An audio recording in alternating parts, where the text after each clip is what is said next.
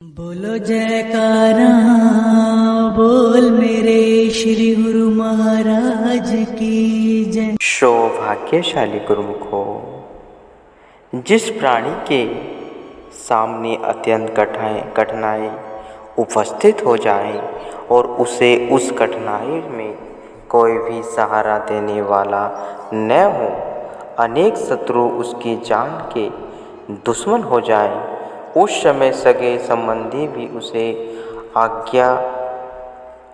आज्ञाहीन अक्षयहीन छोड़कर भाग जाएं, सभी सहारे टूट जाएं और सभी आधार छूट जाएं। ऐसे दीन दशा में यदि मालिक का नाम उसके चित्त में आ जाए तो उसे कोई भी आँच न आएगी, अर्थात कोई भी कष्ट कलेश उसके निकट नहीं आएगा। सच्चा मालिक के निर्बलों के बल और अक्षयहीनों का आश्रय है। वह सदा एक रस है, आवागमन के चक्र से परे है और गुरु के शब्द द्वारा ही उसे सच्चे मालिक को जाना जा सकता है। नाम ही सर्व दुखों की औषधि है, जिसके सेवन से मन निरोग होकर प्रभु भक्ति में लगता है। अतएव जीव को मानव तन की प्राप्ति के सुदुर्लभ अवसर को हाथ से नहीं गंवाना चाहिए। इसी जन्म में नाम की कमाई करके सुख शांति आनंद की प्राप्ति कर जीवन के लक्ष्य को प्राप्त करना है। अपने ज्योति ही गुरुवाणी के श्लोक को पढ़ा तथा प्रवचन फरमाए तो उन प्रेमियों के हृदयों पर अत्यधिक प्रभाव पड़ा। उन्होंने आपके श्री चरणों में अपने घर पधारने के लिए विनय की। आप उनकी विनय स्वीकार कर उनके गृह जो श्री दरबार साहिब स्थापित किए हुए था, दूसरा कमरा निवास के लिए तथा तीसरा अतिथियों के लिए बना हुआ था। आप जो ही उस कमरे में से गुजरे तो श्री दरबार के आगे नतमस्तक होकर अपने साथ आए हुए सेवकों को भी वंदना करने के लिए आज्ञा दी। यह देखकर उन भक्तों के हृदय में आपके प्रति अत्यधिक श्रद्धा का भाव उत्पन्न हो गया।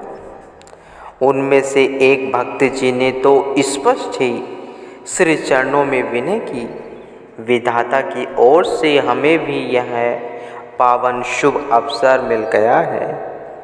दुनिया के बहकावे में हम आज तक अज्ञानता में भटकते रहे।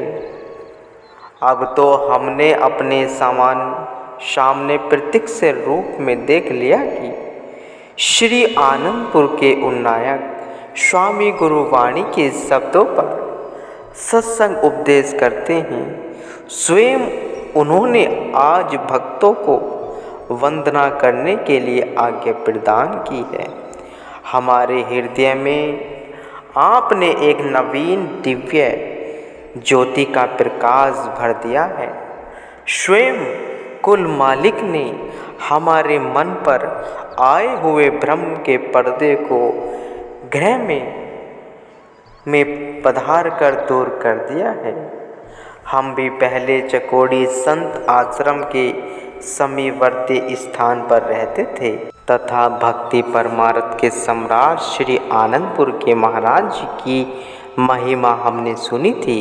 आज प्रकट रूप में घर में ही आकर आपने कृतार्थ कर दिया।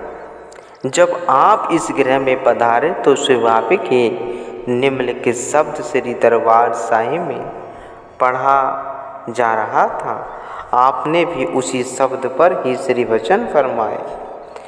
दुहा जेरिया का कश्मू आपे अवरु न दूजा थाऊ, सतगुरु तूठे पाये नानक सचना हो। सतपुरुष उपदेश देते हैं कि जिस पर मालिक की कृपा हो और प्रभु कृपा से उसे पूर्ण सत्पुरुषों का सत्संग प्राप्त हो जाए, फिर जो ही उसकी रुचि सत्संग में बढ़ेगी त्यों ही उस प्राणी का मन मालिक के नाम में रंग जाएगा। भले बुरे, संपन्न विपन्न, राजा रंग दोनों ही पक्षों तथा लोक परलोक के स्वामी मालिक ही हैं। जिसके नाम की सच्ची लगन तथा जिसके सच्चे प्रेम का मार्ग केवल सतगुरु की कृपा और प्रसन्नता से ही प्राप्त होता है।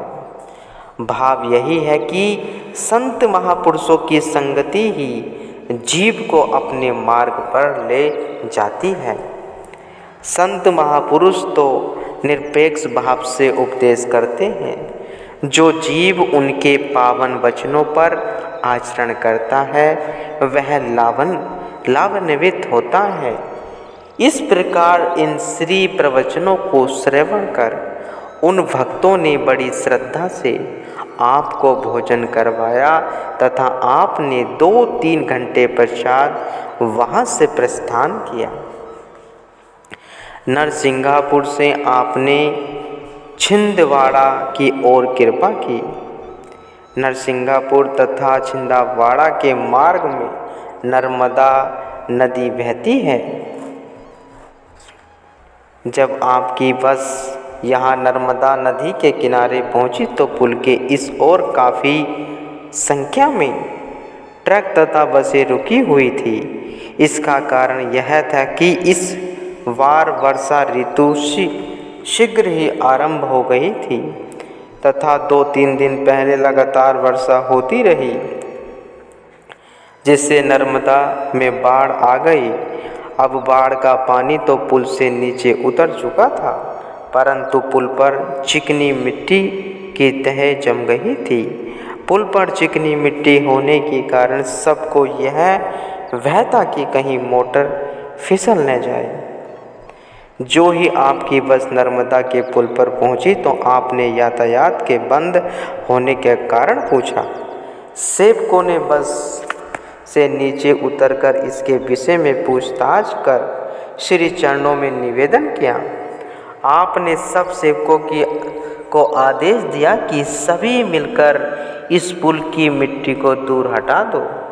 सेवकों ने श्री आज्ञा का पालन किया तथा बस से नीचे उतरकर पुल से मिट्टी एक और करने लगे। अन्य लोग यह देखकर अत्यंत चकित थे कि कैसे निस्वार्थ भाव से सब अपनी वेशभूषा की परवाह न करते हुए श्री आज्ञा पाते ही जुट गए हैं।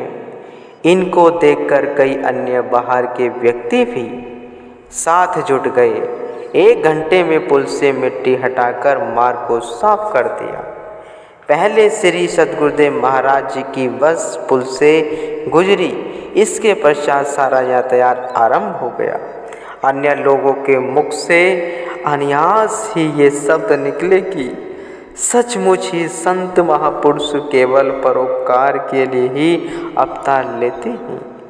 परम संत श्री कबीर साहिब जी ने भी अपनी वाणी में कहा है कि वृक्ष कभू नाही फल फके, नदी न अचवे नीर, परमारथ के कारणे साधन धरा शरीर। जिस प्रकार वृक्ष अपने फल को स्वयं नहीं खाता, नदी अपने लिए पानी को संचित नहीं करती, अपितु वृक्षों तथा नदियों से अन्य भूत प्राणियों को ही अत्यंत लाभ पहुँचता है।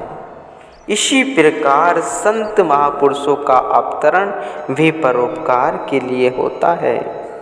आप परमारथ सहनशीलता की साक्षात प्रतिभा थे, अतः आप परमारथ का कार्य करते हुए पचमढ़ी पहुँचे और वहाँ पर कुछ दिन विराजमान रहकर पुनः व्यास पूजा का शुभ पर्व मनाने के लिए श्री आनंदपुर के लिए प्रस्थान किया। पंचमढ़ी में छिंदवाड़ा, जबलपुर, दमोद, सागर, वसोदा को कृतार्थ करते हुए आपने अशोकनगर में 2-4 घंटे के लिए आश्रम पर अनुकंपा की। यह स्थान आपके उपकारों से कृतार्थ था। यहाँ आप साधु वेश में चिरकाल तक रहे थे, अतः लोग आपके प्रति अत्यंत श्रद्धा रखते तथा सभी प्रेमी जन के हृदय में आपका स्थान था। प्रेमियों ने श्री दर्शन तथा अमृत प्रवचनों से हृदय की तृष्णा मिटाने के लिए आपके श्री चरणों में 2-3 दिन यहाँ कृपा करने के लिए विनय की।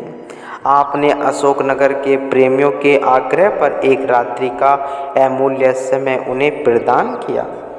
रात्रि समय श्री दर्शन खुले आपने सर्वसंगत के सम्मुख श्री वचन फरमाए, भक्ति के बिना मनुष्य कभी सुखी नहीं हो सकता, चाहे वह सारी सृष्टि का सम्राट ही क्यों न बन जाए। नाम जपने से ही सुख प्राप्त होगा, ये संत सत्पुरुषों के निर्णय हैं। नाम जपने से जब इच्छाओं की समाप्ति होगी तभी जीव सुख को प्राप्त कर सकेगा। ऐसा कब हो सकता है, जबकि सत्पुरुषों के बताए हुए उपदेश पर जीव चलेगा। सुख भी तभी मिलेगा जब भक्ति में मन लगेगा। भक्ति में मन लगाने के लिए यह आवश्यक ही मन को अनन्य संकल्प विकल्पों से खाली कर दिया जावे।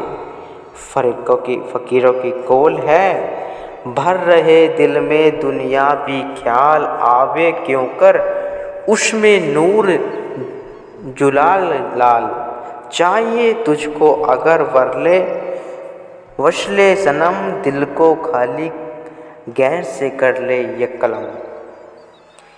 जब तक हृदय में सांसारिक कामनाएं भरी हुई हैं तब तक उसमें परमात्मा का प्रकाश यानी खुदा का नूर कैसे आ सकता है।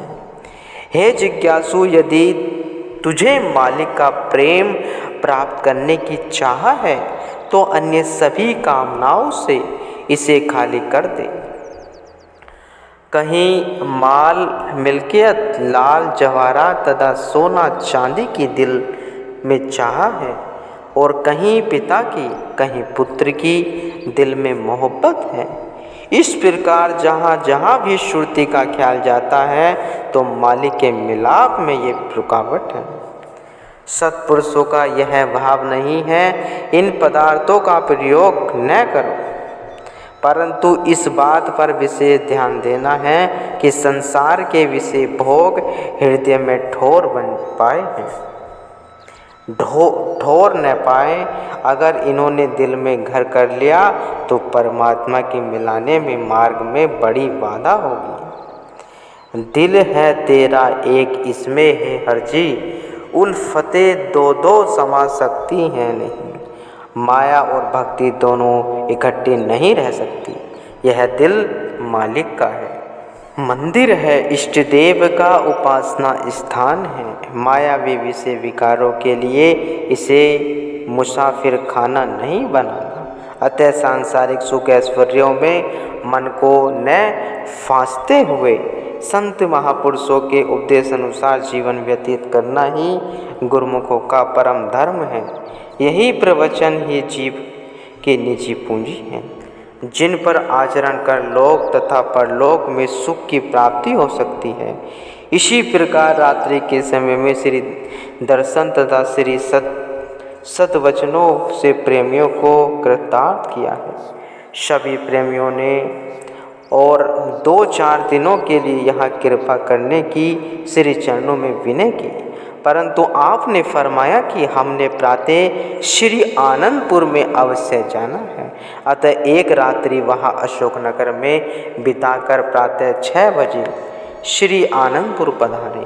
श्री व्यास पूजा का शुभ पर्व 3-4 दिन के पश्चात था। कुछ संगतें श्री दर्शन के लिए श्री आनंदपुर में पहुँच चुकी थी। जो प्रेमीजन रूहानी जान सीने के